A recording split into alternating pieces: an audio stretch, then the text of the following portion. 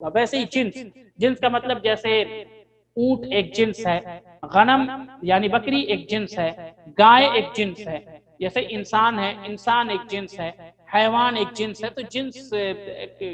کئی انواع کو شامل ہوتا ہے۔ بہرحال جنس کا بھی خیال رکھنا ضروری ہے۔ مثال کے طور پر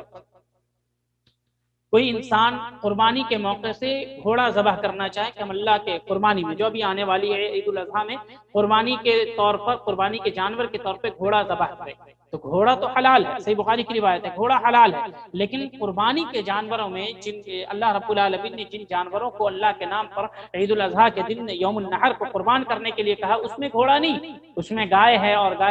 گائے ہے، بیل ہے، اور اونٹ کے جو مذکر و مؤنث ہے، اسی طریقے سے غنم یعنی بکری کے مذکر و مؤنث، اور بھیڑ کے مذکر و مؤنث، یہ 8 قسم کے جانور اللہ رب العالمین نے قربانی کے لیے جائز قرار دیا ہے یا اس کی ترغیب دلائی ہے۔ البتہ گھوڑا حلال ہے، لیکن قربانی کے موقع سے کوئی کرتا ہے تو جائز نہیں، کیونکہ جو اجناس اللہ نے قربانی کے موقع سے جائز قرار دیا ہے یہ اس جنس سے باہر ہے۔ اور مزید ویڈیوز کو دیکھنے کے لیے آپ ہمارے YouTube چینل کو سبسکرائب کریں۔ فجزاکم اللہ خیرا۔